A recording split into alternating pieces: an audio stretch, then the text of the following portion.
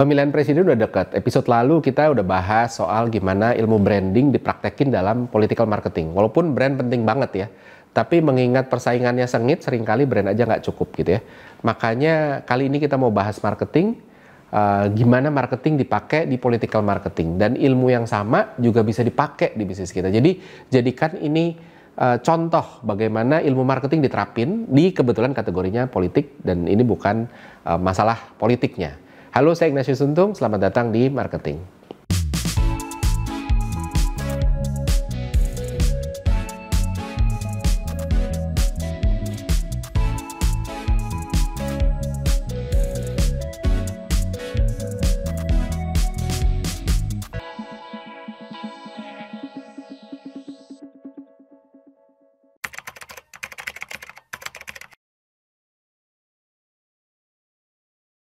Oke, jadi kalau kita berbicara soal marketing, marketing itu kan ilmu yang universal ya. Hampir apapun produknya, apapun kategorinya, ilmu yang sama bisa diterapin.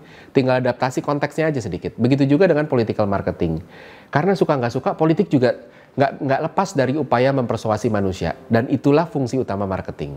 Nah, seperti biasa, disclaimer dulu, ini bukan konten politik, ini konten marketing yang pada episode ini menggunakan kasus politik sebagai contohnya gitu. Jadi kita masukin ke dalam konteks. Nggak ada niat untuk mengendorse atau mendelegitimasi tokoh, partai, atau paslon tertentu gitu ya. Kalau ada kekurangan dari sosok tertentu yang kita bahas di sini, lebih untuk pembelajaran dari sisi marketing, bukan soal sosoknya gitu ya. Nah, untuk mendudukan posisinya, kemarin kita udah bahas soal brand. Brand itu berbeda dengan marketing, promotion, dan sales. Kalau mau tahu detailnya, saya pernah bahas ini di episode-episode awal gitu ya. Lihat aja beda episode yang bahas soal bedanya brand, marketing, promotion, dan sales. Kita pernah bahas gitu ya.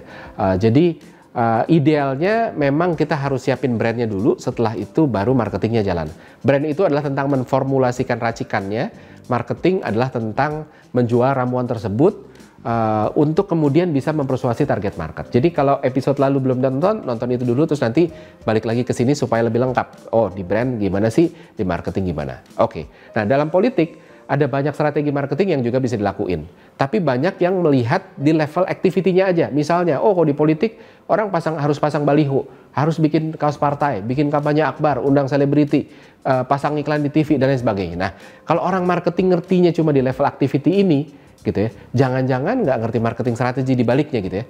Bukan cuma sekedar yang harus dikejar itu bukan cuma sekedar tahu apa yang harus dikerjain, tapi kenapa itu harus dikerjain gitu ya. Nah, ada beberapa, saya mau bahas, ada 5 strategi behavioral marketing yang diterapkan di political marketing dan juga bisa diterapin juga di bisnis seperti pada umumnya. Yang pertama adalah mere exposure effect. Ini adalah tentang tendensi manusia untuk memilih sesuatu yang familiar ketimbang yang kurang familiar. Suka nggak suka, dalam banyak situasi kita ngelakuin itu. Misal, kita baru pindah ke sebuah kota baru, ditugasin, oh kita pindah. Terus kita mau cari rumah tanpa lihat lokasi, baru ditanya gitu ya, mau daerah mana nih, ditanya, nanti disiapin gitu. Kita belum nyampe sana gitu. Kita cenderung memilih daerah-daerah yang udah familiar ketimbang yang kurang familiar. Misalnya, kalau saya bukan orang Bandung, saya dipindahin ke Bandung gitu ya. Yang saya tahu tuh daerah Dago. Jadi kalau ditanya, kamu mau di mana gitu kan, mau di Antapani atau di Gede Bage atau di Dago, saya akan milih di Dago. Lepas dari tempatnya bagusan mana gitu. Karena yang saya tahu Dago, dan buat saya itu lebih familiar. Begitu juga dengan kota lain dan brand-brand lain gitu ya. Nah, kenapa begitu? Karena pada dasarnya otak selalu berusaha survive, cari aman. Caranya adalah dengan cari clue apapun untuk bisa menilai ini mana sih yang lebih oke dari clue itu gitu kan. Nah, misal contohnya brandnya udah punya reputasi bagus, itu clue. Kemasannya beda banget dan paling proper, itu juga clue gitu ya. Atau oh ini udah sering dipakai sama banyak orang, itu juga clue gitu. Atau bahkan harga kemurahan bikin kita khawatir, harga mahal bangun persepsi premium gitu ya. Walaupun bergantung sama signal lainnya juga. Kalau harganya mahal, packagingnya jelek, akhirnya kan juga jadi aneh gitu ya. Nah, sayangnya kita nggak selalu tahu gitu ya. Nggak terlalu tahu kualitas pilihan, selisih penawarannya bisa aja mirip-mirip gitu ya. Atau bisa juga salah satu yang ditawarin itu adalah sesuatu yang udah pasaran, jadi kita nggak terlalu bisa bedain. Nah, ketika ini terjadi, maka yang bisa digunakan adalah salah satunya familiarity. Seberapa kita familiar sama brandnya gitu ya. Caranya gimana? Ya itu tadi, kalau balik lagi ke activity, belanja luar media media luar, luar ruangan atau TV atau iklan digital atau pokoknya di mana-mana secara masif gitu ya, masuk ke program-program TV, podcast. Konten marketing juga sama, bukan cuma yang kita buat tapi yang dibuat orang. Strateginya adalah kasih sesuatu untuk orang bisa bikin kontennya. Misalnya ada paslon yang suka lari pagi, ini kan sebenarnya juga strategi. Kalau saya ngelihatnya ya, di luar bahwa itu bisa dilakukan secara otentik, tapi ini juga bisa akhirnya dimanfaatkan untuk konten marketing karena orang suka selfie sama tokoh gitu ya. Jadi begitu lihat, kok ini ada paslon nih kan capres nih kan ya lagi lari pagi, Pak boleh foto nggak? Terus habis itu diupload. Terus akhirnya juga teman-temannya jadi lebih lihat. Semakin banyak orang yang foto terus akhirnya exposure-nya nambah. Ada juga paslon yang sering keliling kampung-kampung, visit kemana, itu juga sama. Akhirnya dapat exposure lebih dan bukan dari kita. Yang harus hati-hati adalah familiarity-nya harus dibangun dengan persepsi yang benar. Bukan sekedar asal nongol, asal tenar gitu ya. Karena ada aspek kualitatif dari familiarity. Familiarity itu bikin sesuatu yang lebih mudah diingat, tapi perlu juga dijaga kita diingat sebagai apa. Jadi nggak bisa sekedar familiar doang. Gitu. Itu yang paling penting. Yang kedua adalah strategi untuk ngebangun halo effect dari selebriti. Jadi salah satu activity yang sering digunakan oleh tokoh atau partai politik adalah pakai selebriti. Apa sih yang mau didapetin? Pertama, exposure. Selebriti ini punya banyak pengikut, menempel dengan selebriti tentu akan dapat extra exposure, akses exposure ke pengikutnya selebriti ini. Dan ini cara paling murah untuk tokoh politik karena nggak perlu keluar uang untuk bayar selebritinya, tinggal selebritinya ya kita kasih jatah untuk jadi caleg juga misalnya gitu ya. Nah, terus yang kedua yang mau didapat adalah halo effect. Sosok-sosok tertentu itu sebegitu kuatnya sehingga menciptakan halo effect. Halo effect apa sih? Kecenderungan kita untuk menilai sesuatu atau seseorang yang kita kagumi di satu bidang sebagai orang yang juga kredibel di bidang lain gitu ya. Jadi kalau selebriti, wah kalau dia sukses, selebriti sukses, dia pasti kalau milih capres juga bagus. Makanya itu yang mau didapetin. Padahal kan nggak ada hubungannya. Selebriti jago itu, selebriti sukses itu belum tentu dia jago milih capres juga gitu. Tapi realitinya seperti itu. Otak kita selalu berusaha cari shortcut karena harus conserve energi, karena harus hemat energi. Dan familiarity tadi juga salah satu bentuk shortcut. Kalau familiar harusnya lebih aman nih gitu ya kan. Halo effect juga impact-nya juga sama gitu ya. Jadi tadi kalau selebritinya sukses milih capres harusnya yang bagus lah. Nah yang harus hati-hati adalah pakai selebriti boleh tapi nggak bisa asal selebriti. Karena balik lagi brand diingat dan dipilih atas asosiasinya juga kan.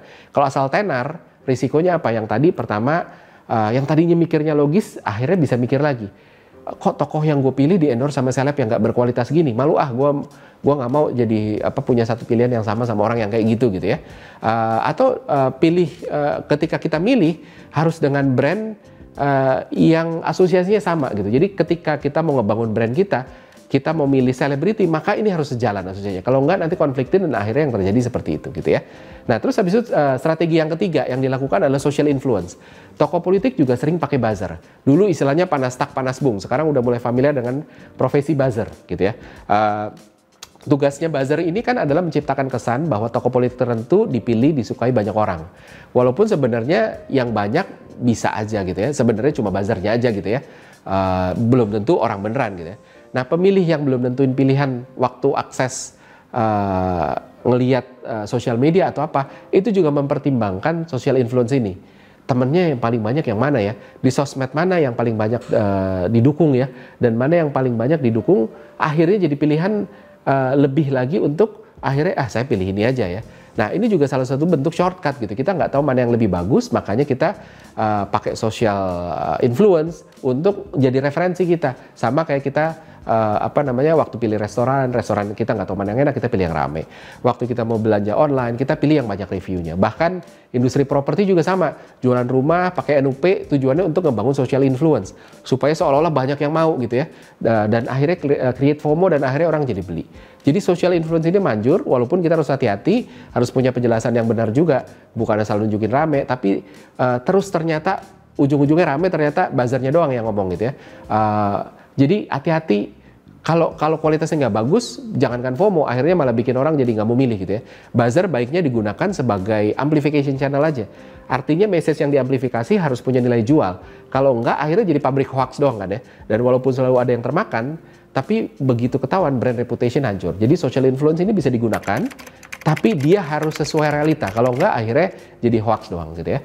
Nah terus yang selanjutnya lagi adalah illusory truth effect. Ini adalah kecenderungan manusia untuk menerima sesuatu yang terus diulang-ulang sebagai sesuatu kebenaran. ini sering digunakan oleh buzzer-buzzer, digunakan oleh tokoh-tokoh politik. Levelnya beragam.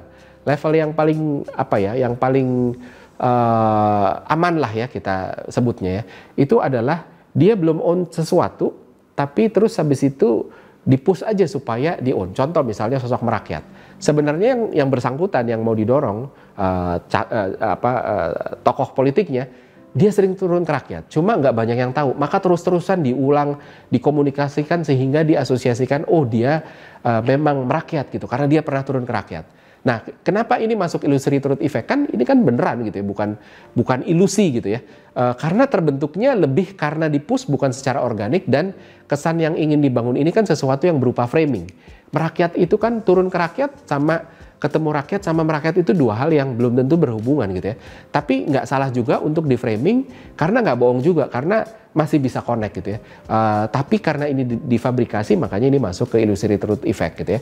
Nah, yang kedua adalah ini sesuatu yang lebih lebih sering dilakukan, dan sebenarnya ini sesuatu yang negatif gitu. Ini yang saya nggak terlalu rekomen ya untuk dilakukan. Misalnya mau own tadi merakyat gitu, tapi dia sendiri nggak pernah turun ke rakyat. Sekalinya ketemu sama rakyat gitu ya, dia canggung ngomong, dia bahkan gampang marah-marah sama rakyat dan lain sebagainya. Terus dikomunikasiin terus-terusan, oh dia tuh merakyat segala macam, dicariin video-video di mana dia ngomongnya lagi enak, tapi bagian marah-marahnya dipotong gitu ya. Akhirnya orang pelan-pelan akan mulai percaya, oh dia merakyat gitu ya. Nah, di marketing banyak brand pakai ini dengan cara yang lebih sopan, secara berulang-ulang ngomongin bahwa oh kita tuh paling bagus, bahwa kita bla bla bla segala macam. Padahal itu relatif dan tergantung perspektif, tapi ketika diulang terus-terusan, akhirnya orang lama-lama jadi percaya. Sama kayak buzzer. Penggunaannya harus hati-hati, ini mempertaruhkan trust gitu ya. Kalau di abuse secara negatif, maka brand trust akan jatuh ke titik terendah dan berbahaya. Nah, yang terakhir adalah experiential marketing. Ini aktivitas paling pasaran yang digunakan di politik. Dalam dunia politik, experience marketing ini muncul dalam bentuk off-air event.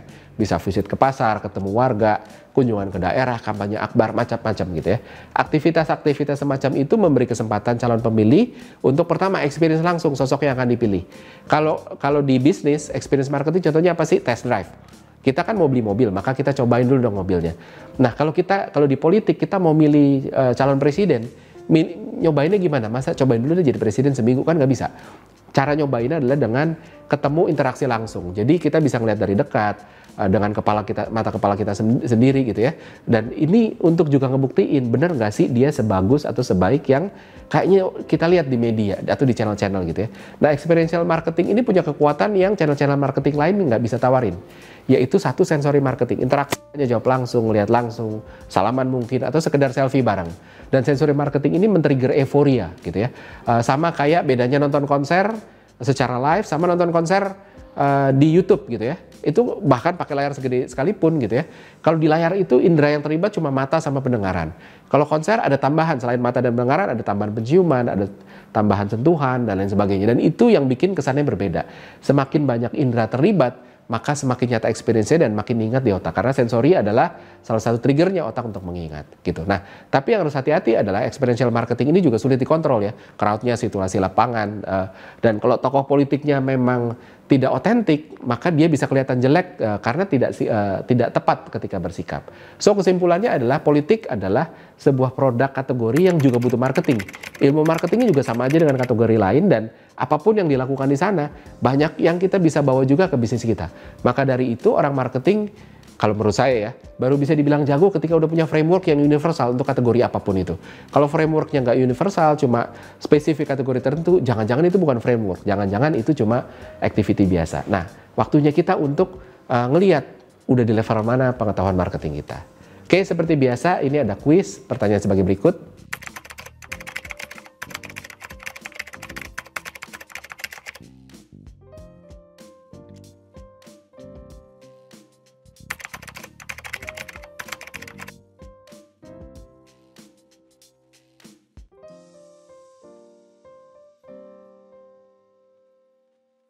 Pemenang dari episode kali ini bisa dilihat di episode selanjutnya, maka dari itu saksikan terus Marketing di Marketers TV. Saya Ignatius Untung, pamit undur diri.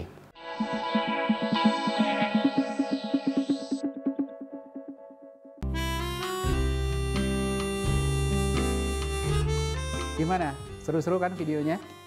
Kalau suka, jangan lupa komen dan like ya. Masih banyak juga nih video-video yang keren-keren lainnya, gitu kan.